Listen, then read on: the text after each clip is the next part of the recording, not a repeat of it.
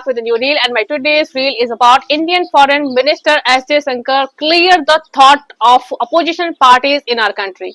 उन्होंने opposition party के जो भी थॉट प्रोसेस था ईरान इजराइल वॉर को लेकर बहुत ही क्लियरली उन्होंने अपना पॉइंट ऑफ व्यू रखा है, so that people will understand how government of India is working. Government of India हमेशा से ही नेशनल इंटरेस्ट को प्रायोरिटी पे रखा है। हमने रशियन ऑयल को लेकर बात हो या किसी भी इंटरनेशनल इशू हो, हमने अपनी कंट्री को प्रायोरिटी पे रखा है। और डेफिनेटली आज के टाइम में ये सबसे बड़ी इंपॉर्टेंस है कि अपनी कंट्री को प्रायोरिटी पे रखना। आप देख लीजिए कि किस तरह से जो अपोजिशन पार्टी टारगेट कर रही थी गवर्नमेंट को कि ईरान को क्यों नहीं सपोर्ट कर रहे, ईरान के फेवर में क्यों नहीं, गवर्नमेंट इस वॉर को क्यों नहीं रुकवा दे रही।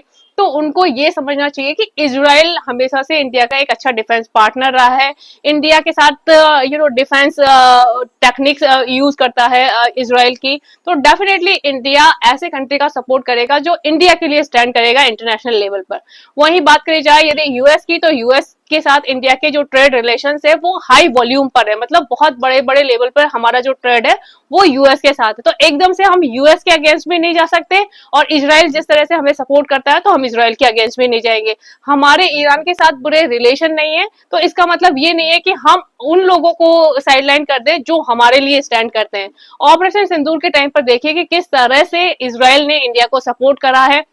वहीं पर यदि मैं बात करूं ईरान की, तो ईरान पाकिस्तान को उस समय सपोर्ट कर रहा था। तो चीजें क्लियर हैं, लोग बागों को कॉन्सेप्ट समझना चाहिए। इंडिया अपने नेशनल इंटरेस्ट के लिए काम करेगी या कंट्री को अपने फेवर में रख के अपने लिए लॉस क्रिएट करेगी।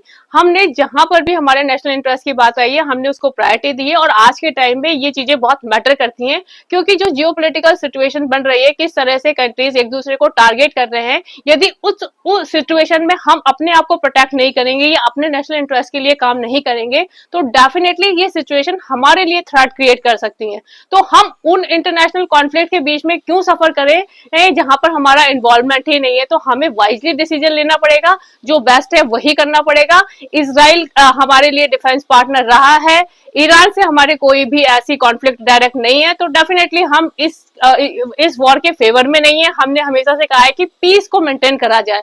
अब वो कंट्री आपस में इन चीजों को लेकर यदि कॉन्फ्लिक्ट रखते हैं तो इसमें ये नहीं होगा कि इंडिया किसी के लिए भी स्टैंड ले। इंडिया बहुत ही इसमें हमने पीसफुल एटमॉस्फेयर को सपोर्ट करा है, हमने हमेशा पीस को सपोर्ट करा है। यदि वो लोग पीस मैनेज कर लेते हैं या इस कॉन्फ्लिक्ट को रिजॉल्व कर लेते हैं तो हमारे लिए बेस्ट है। बट यदि ये कहा जाए कि इंडिया उस कंट्री को सपोर्ट करे, उस कंट्री के फेवर में बात करे, that will be the wrong concept. हमें अपनी कंट्री के नेशनल इंटरेस्ट को देखना है और उसके फेवर में काम करना जरूरी है। तो that's very important for the people to understand all these things that really matter a lot for the country. So what you say about this? Suggest me your thought. Bye bye, have a nice day.